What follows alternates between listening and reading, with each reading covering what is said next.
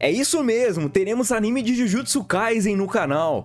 Que insano! Começamos a terceira temporada, o jogo da extinção começou, é uma temporada muito esperada por vários, acho que supera até Shibuya, acho que esse jogo, esse arco da migração à extinção é até superior a Shibuya por conta de tudo que é revelado, de tudo que acontece, até a força dos personagens que ganha aquele up, e não teremos Gojo, então os personagens têm que se virar por conta própria e teremos review, análise do anime por aqui, beleza? Vou fazer um resumo desses dois episódios que foram lançados hoje na Crunchyroll e começamos com o primeiro episódio dessa terceira temporada, mas a ideia dos dois episódios é mostrar um pouco a luta do Yuta com o Yuji, com o Itadori. Só que é meio que o plano do Yuta, porque por conta do Gojo, que o Gojo ele cita pro Yuta a questão de tipo assim, ele tá sentindo algo errado, ele tá sentindo que algo pode acontecer de errado com ele e certamente tem aquele lance. A vida do Yuta e do Itadori dependem muito da presença do Gojo, porque foi o Gojo que evitou com que os dois fossem sacrificados. Se o Gojo sai da jogada, os superiores ali do mundo Jujutsu vão tentar executar esses dois, principalmente o Yuji por conta do Sukuna, porque tem todo aquele lance, aquela divergência de ideias, onde o Gojo quer juntar todos os dedos do Sukuna no Yuji e depois matá-lo, mas enquanto os demais eles querem matar o Itadori só de ter um dedo do Sukuna lá dentro. Então a ideia do Yuta nessa luta contra o Yuji é de fato matar o Yuji. Matar o Yuji por conta que ele fez um pacto com os superiores Jujutsu. Só que o Yuji, ele não tá sendo meio que confrontado como se fosse um inimigo pelo Yuta. Porque o Yuta, ele precisa cumprir o pacto, mas quando ele mata o Itadori, ele acaba meio que fazendo o feitiço de reversão e com esse feitiço o Yuji acaba sobrevivendo. Ele volta à vida por conta dos poderes do Yuta. Aquela maldição de reversão lá que eles usam pra meio que curar as pessoas ou reverter algum tipo de dano. E é bem interessante que quando o Gojo começa a falar um pouco com o Yuta, né, o Yuta lembra de toda a situação, o Gojo ele pergunta onde é que tá o Miguel, né, o Miguel é um baita de um feiticeiro.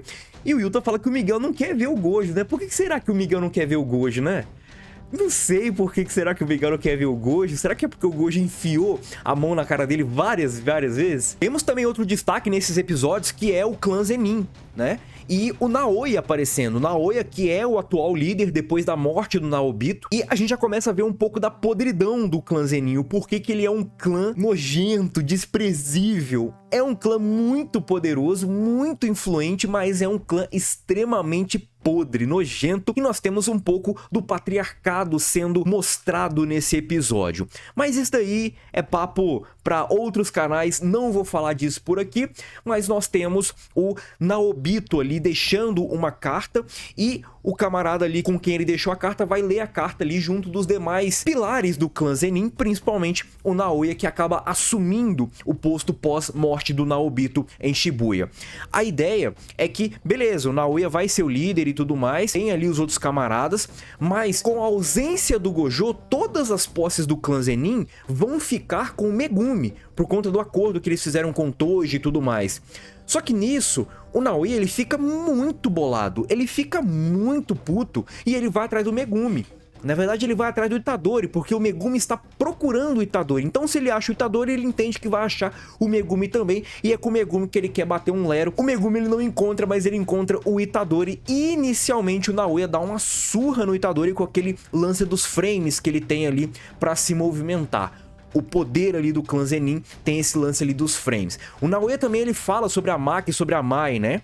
As renegadas do clã Zenin, afinal elas são mulheres e tem uma aí que nem poder ela tem, ou seja, é a escória do clã Zenin, mesmo sim sendo muito forte as duas. Depois que o Naoya aparece, nós temos o Yuta aparecendo na jogada também para lutar com o Yuji, para tentar fazer tudo aquilo que o Gojo pediu para ele fazer, né, de cuidar dos demais alunos, porque o Yuta é um camarada de nível especial, assim como o Gojo. Tem o Naoya, tem o Shozo também nessa jogada, e eu vou falar um pouco do Yuji e do Yuta, um pouquinho da diferença dos dois, porque o Yuta, ele consegue meio que manipular a energia amaldiçoada de forma mais primorosa do que o Itadori, então é muito mais difícil de prever ali os movimentos do Yuta do que do Itadori, por exemplo, porque tem ali meio que um curso que a energia amaldiçoada faz com os feiticeiros que não tem tanta experiência nisso, e com esse curso dá para prever os movimentos, diferente do Yuta.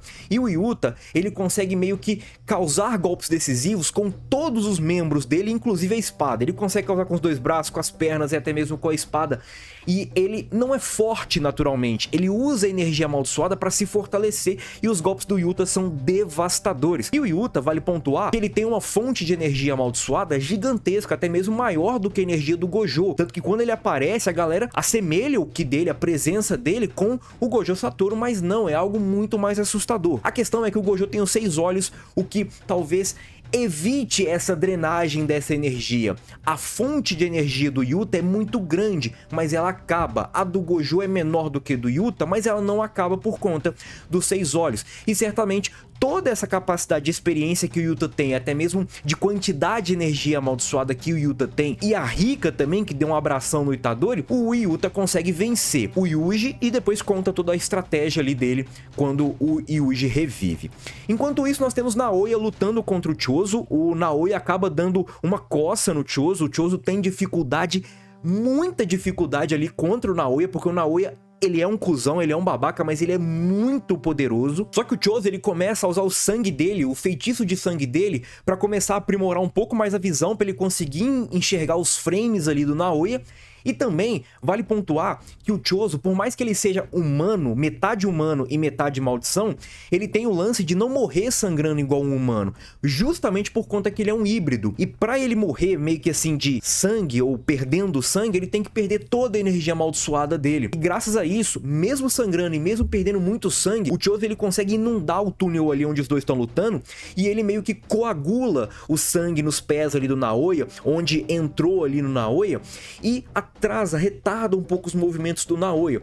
E o Naoya é bem interessante que ele acaba meio que passando mal por conta da rejeição do sangue que o Chozo tem ali com ele.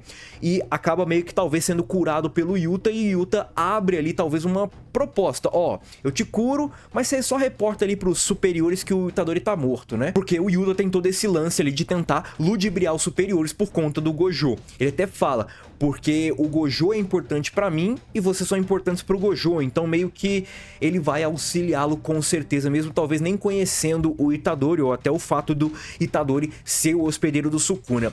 E aqui é bem interessante porque tem até uma parte onde o Megumi pede pro Itadori voltar pra escola, quando eles já estão ali meio que numa situação onde o Yuta controla tudo, o Yuta já revela o plano pro Itadori.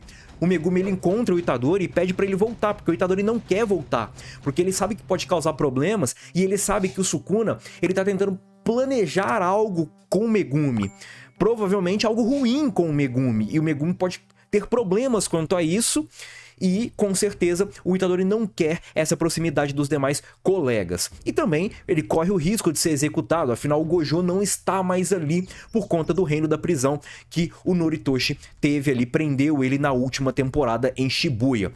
O Itadori, ele aceita voltar por conta da ideia ali da migração da extinção, que a irmã do Megumi acaba entrando e o Megumi implora ajuda pelo Itadori, só que ele conversa com o Yuta e pede pro Yuta acabar matando ele se o Sukuna acabar assumindo o controle de fato ou causar problemas pro Megumi. E o Itadori confia muito no Yuta pro Yuta fazer isso, então ele acaba voltando com mais confiança em cima de tudo isso que pode acontecer se o Sukuna voltar a tomar o controle do corpo. Mesmo o Itadori, que está mais forte, está mais bruto nessa temporada por conta de todo o experimento, de toda a experiência que ele teve aí em Shibuya, o Itadori, ele entende que não vai ceder o corpo pro Sukuna novamente por conta ali da questão da quantidade de dedos que falta, e ele explica que só perdeu o controle por conta ali dos 10 dedos que fizeram ele engolir durante o arco de Shibuya. É bem interessante que no começo do primeiro episódio nós temos o Itadori lavando as mãos, né? E aquele sangue não sai, porque aquele sangue não é meio que o líquido ali fora sujando as mãos. É a alma do Itadori, não é do Itadori, é do Sukuna, aquelas mãos cheias de sangue. É isso que o Itadori precisa entender.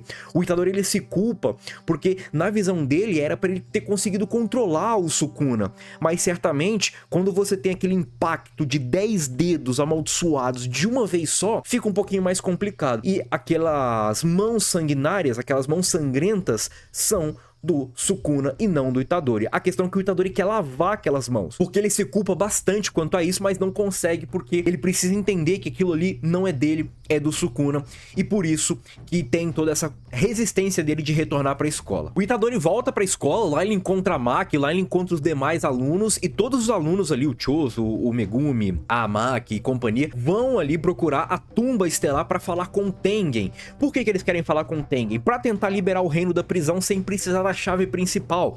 Eles tentarem liberar o reino da prisão meio que pela porta dos fundos, pela porta de emergência. Só que tá aí um problema. Encontrar o Tengen, falar com o Tengen. O Tengen, ele é protegido por uma barreira que tem mais de 10 mil portas e essas 10 mil portas ficam embaralhando. E o Tengen pode estar em qualquer uma dessas portas a qualquer momento. Talvez numa porta que ele estava ontem, ele não vai estar hoje. E isso é um problema para encontrá-lo. No entanto, o Chozo tem uma ideia. Por quê? O Chozo, ele é o mais velho de vários irmãos. E 6 desses irmãos estão juntos do Tengen nessa porta. E mesmo sendo feto, o Chozo, ele acaba conseguindo meio que sentir a presença deles, porque estão os 6 juntos. Se talvez fosse um numa porta, outro em outra, talvez o Chozo, ele não iria conseguir sentir a presença, mas já que estão os 6 juntos, e talvez eles nem imaginavam que o Chozo poderia virar um aliado, eles acabam encontrando a porta que leva até o Tengen. Inicialmente, parece que o Tengen rejeita eles, e é estranho, né? Porque parece que a ideia era só os 6 olhos estar selado, e o Tengen já meio que aceitaria qualquer um, mas acaba de fato aceitando qualquer um. Inicialmente parece que é rejeitado, mas acaba de fato aceitando qualquer um. E ele até fala sobre o herdeiro do Michizane, o hospedeiro do Sukuna, o feto amaldiçoado e por aí vai. Muito sinistro. Começamos a terceira temporada de Jujutsu Kaisen, começamos o arco da extinção e comenta suas expectativas para esse arco porque eu achei muito foda, cara. A luta do Yuji com o Yuta, a luta do Chozo com a Naoya foi muito maneiro, muito legal. A gente também pôde ver a Maki, né, depois dos danos que ela sofreu nas lutas ali contra, se eu não me engano, o Dagon e contra o Jogo, né, as queimaduras, a Maki ali com uma aparência diferente já das demais temporadas. A Maki é muito forte. Então, a gente pode esperar bastante desse arco, porque o mapa manda muito bem com o Jujutsu e eu particularmente curti. Lutas bem fluidas, bem dinâmicas, um episódio bem maneiro de acompanhar. Espero vocês aqui, semana que vem, tamo junto, e o vídeo vai sair mais ou menos nesse horário também, tá, rapaziada? Então, conto com a presença de vocês e já já tem live pra gente trocar uma ideia. Fui!